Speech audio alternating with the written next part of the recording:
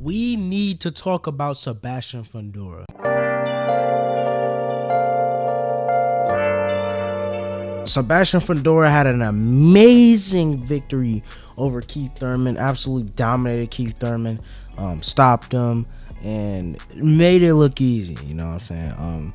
Made it look easy. He made it look like Keith wasn't supposed to be in the ring with him, which he wasn't. He wasn't. But today we're gonna go through how does Sebastian Fundora do against the rest of the division. This is JTG Speaks, and we're gonna run Sebastian Fundora through the gauntlet. So 154 is incredibly stacked. You know, we know the guys. We got like Jerome Boots and Zayas, who are gonna be fighting. That's an amazing fight. We got Virgil Ortiz. We got Josh Kelly. You know, it's an absolutely stacked division, even with guys that aren't really that good in the division right now. You know, Israel Madrimov.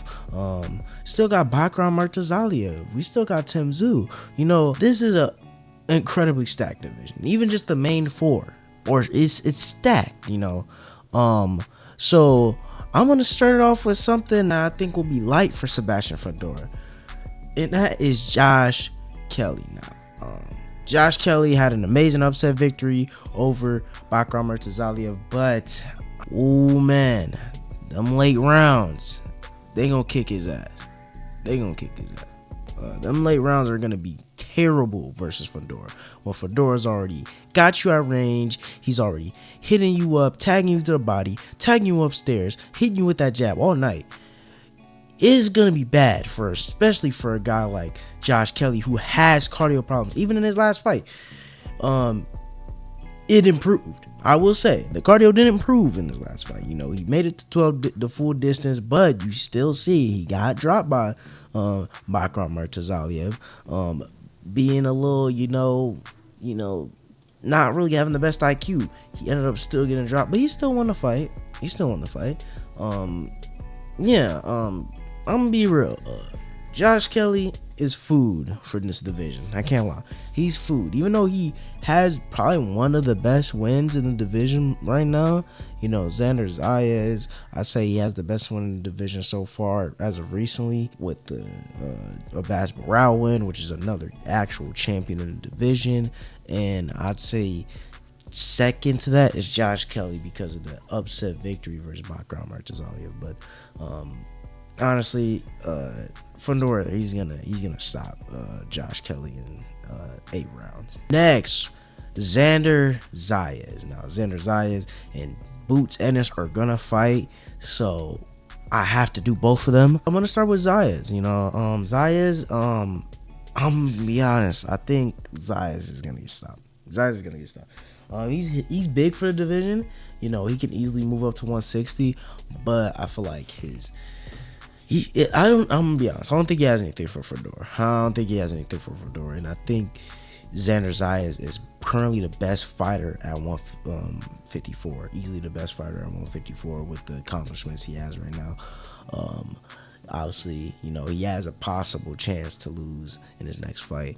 But if he ever had to fight Fundora for a title, even let's say he beats Jerome Boots Ennis, and he has to fight Fundora, I think Fundora's gonna stop him because, you know, Fundora, you know, like I said, that length, you're not gonna be able to prepare for that. You're not gonna be able to prepare for the length along with the power and the decent inside work. You know, as much as we say he shouldn't be on the inside at all, which he shouldn't. He better not be on the inside. He has a decent inside game.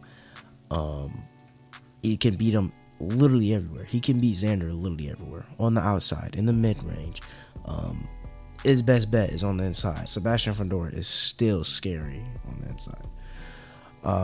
Sebastian Fundora stops Xander's eyes in 10. Now, Jerome Boots Ennis. I'm gonna be real. I don't see a way right now that Boots beats Sebastian Fundora. I know it sounds like, oh yeah, I'm just saying he's gonna beat the whole division, but genuinely thinking about this matchup, the only way I see Boots winning is knocking Fundora out stiff. He's gonna have to knock him out cold. and I think he can do it if he can get on the inside, use that jab. He got a good jab. If he can use that jab to, as a way to get on the inside, then get on the inside and land and place a bomb on his chin, I think he can stop him. I think he can stop him. I think this fight is a 50-50 fight. If this ever happened, I'm gonna be real. I don't know who to pick in that one. That's gonna be the toughest one. I think I'd probably lean towards Boots. I think his IQ is very good. I think he's going to be able to find that shot. He's going to be able to place that shot perfectly, and he's going to land it. And I think he's going to stop Fundora. That's if he's able to deal with that, with the long length and the power. And if he's able to get on the inside, it's money. It's money for Boots. I'm going to go with Boots and this by knockout in round 10. So I just walked back on my take horribly there. That was bad. But yeah, I mean, really breaking it down, I really was thinking about it in the moment. I'm like, he really can win this fight. He really can land that bomb. He really can find the shot. As much as I was like, I don't think he can. There's no way I think he can win. But then I'm thinking about it, and the idea just popped up in my head how he could actually win the fight. So I know that looks crazy on camera, but I just had to explain that real quick. Now, the guy a lot of people hype up at the division. He's number 1 at the division on the ring rankings. Vergil Ortiz. I'm gonna be honest. A lot of people are gonna disagree with me, but I think Sebastian Fundora is going to stop Vergil Ortiz. I'm gonna be honest. We seen Vergil Ortiz, struggle with length with a guy like Boachuk, who's not even close to as tall as a guy like Fundora. He's not close to a guy like Fundora in height. So her Boachuk is 5'11". Sebastian Fundora is 6'6". Sergey Boachuk, he dropped Vergil Ortiz twice. He dropped Vergil Ortiz twice. If he's able to keep him at bay, I think he's going to counter him. I think he's going to end up finding shots. And I think he's going to land on Vergil's chin. And I honestly could see him. I ain't gonna lie, saying stoppage was a little egregious. I can't lie. Say you swear to God. Put that on say put that on Allah. Say wallahi, bro. Say wallahi. I got Sebastian Fundora beating Vergil Ortiz by unanimous decision. And I could see a 7-5 victory. I think it will be really close.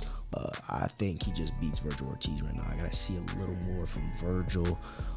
If Vergil gets a belt and he just dominates whoever he gets for the belt, let's say he even gets that Boots fight, he goes and dominate Boots.